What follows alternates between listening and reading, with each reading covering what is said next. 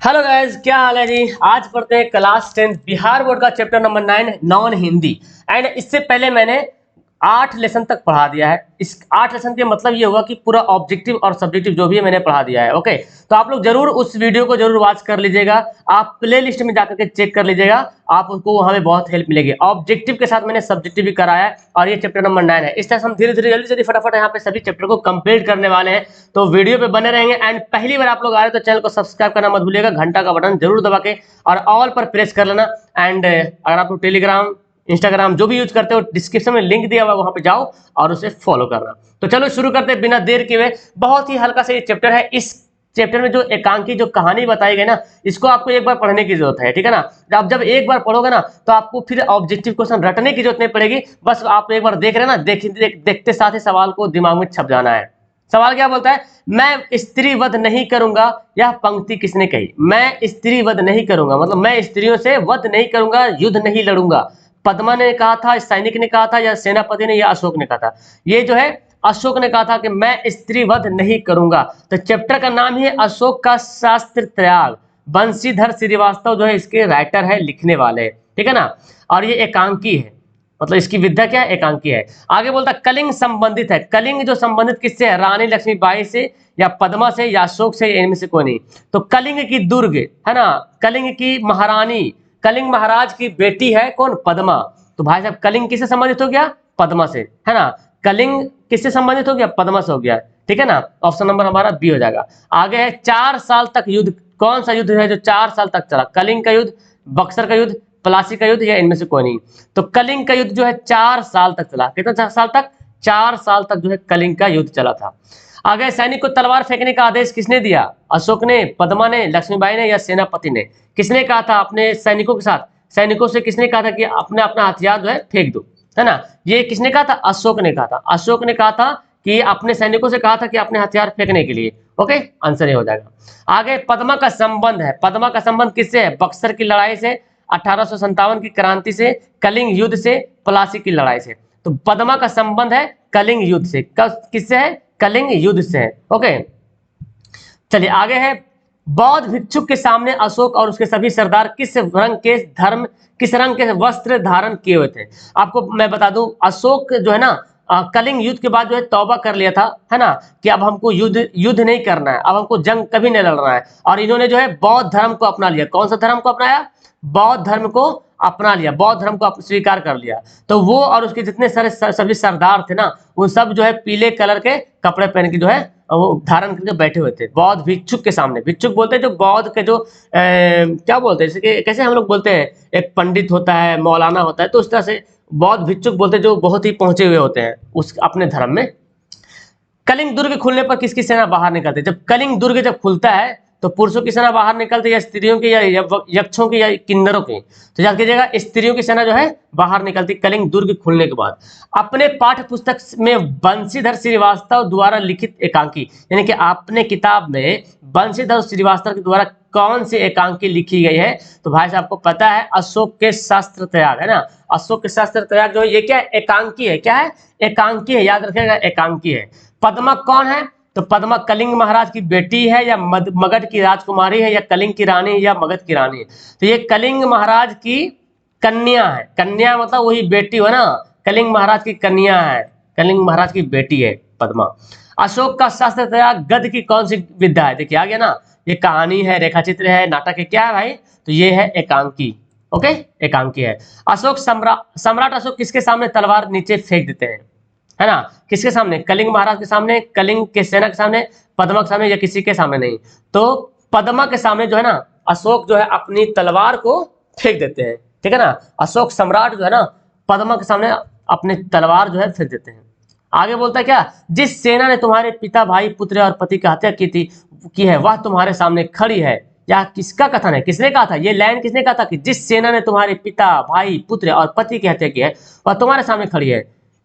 अशोक सम्राट ने कहा था, या पद्मा ने कहा था, या कलिंग के महाराज ने, या कलिंग के सेनापति ने? तो ये बात जो है पद्मा ने बोली थी अपने सभी स्त्री जो सेना थी ना उसको बोला था कि तुम्हारे सामने जो अशोक के जो सेना खड़े हैं ना वो वही सब सेना है जो तुम्हारे भाई, पिता, पुत्र, पति की हत्या की थी, तो तुम्हारे सामने खड़ी है, हमला करो। लेकिन अशोक ने क्या था, तलवार, अपनी तलवार फेंक दिया और तौबा कर लिया कि हम अब कभी युद्ध नहीं करेंगे, क्योंकि स्त्रियों पे वो तलवार चलाना नहीं चाहते थे।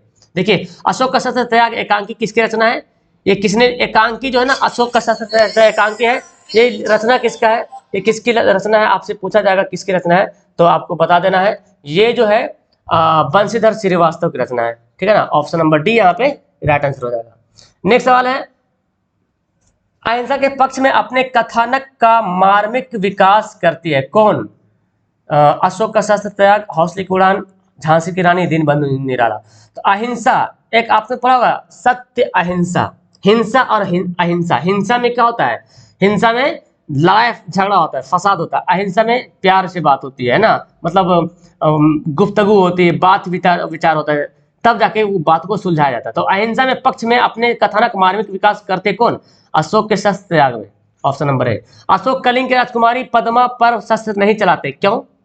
शस्त्र मतलब हो गया हथियार, क्योंकि पद्मा एक राजकुमारी थी, या कमजोर थी, या युद्ध नहीं जानती थी, या स्त्री थी, तो बस इसीलिए तलवार नहीं चलाते हैं अशोक, क्योंकि वो स्त्री थी। ठीक है ना, यहाँ पे मैंने आपको इसका ऑब्जेक्टिव क्वेश्चन का आंसर यहाँ पे डाल दिया है, पीडीएफ में आपको इसका आंसर मिल जाएगा। अब यहाँ पे कुछ सवाल है सब्जेक्टिव जो इस लेसन से बनता है, काफी इंपोर्टेंट 2-3 सवाल देख लीजिए। पद्मा के ललकारने पर भी अशोक ने युद्ध करना स्वीकार नहीं किया। पद्मा ने बहुत ललकारा था, अपने स्त्री जो सेना थी ना पद्मा की, उन्होंने अपने स्त्रियों को बहुत ही उकसाया भी थी उन्होंने कि यही तुम्हारा भाई, बाप, पिता, बेटा सबका कातिल है ना, हत्यारा है, इन्होंने ही मारा है, तो बस इंतजार किस लिए कर रहे हो ना। लेकिन अशोक का क्या, अशोक ने फिर भी युद्ध करना स्वीकार नहीं किया, अपनी तलवारें को फेंक दिया। क्यों भाई? देखिए, पद्मा स्त्रियों की सेना लेकर युद्ध के लिए ललकार रही थी, है ना, युद्ध के लिए क्या कर रही थी, स्त्रियों की सेना को लेकर युद्ध के लिए ललकार रहे थे। लेकिन अशोक ने युद्ध स्वीकार नहीं किया, क्योंकि अशोक स्त्रियों पर हाथ उठाना पाप मानते थे। क्या बात है भाई, है ना जी, अशोक जो है स्त्रियों पर हाथ उठाना पाप मानते थे। स्त्रियों के साथ पुरुष का युद्ध करना शास्त्र में अनुचित कहा गया है, मतलब सही बात नहीं है। अगर युद्ध करना है तो पुरुष पुरुष के साथ युद्ध करेगा, स्त्री स्त्री के साथ युद्ध करेगा, लेकिन कोई पुरुष जो है स्त्री से युद्ध करे, ये मतलब कायरता को दर्शाता है ना, कमजोर को दर्शाता है।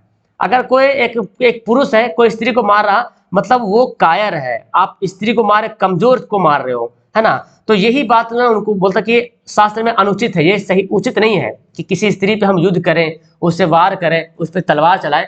तो इसीलिए जो अशोक जो है उस पर हाथ उठाना जो है पाप समझ लेते हो। अब देखो सवाल पूछेगा तो आराम से इस सवाल को आंसर बता सकते हो ना, सिंपल सी बात है। पद्मा को अशोक से बदला लेने का अच्छा अवसर था क्या?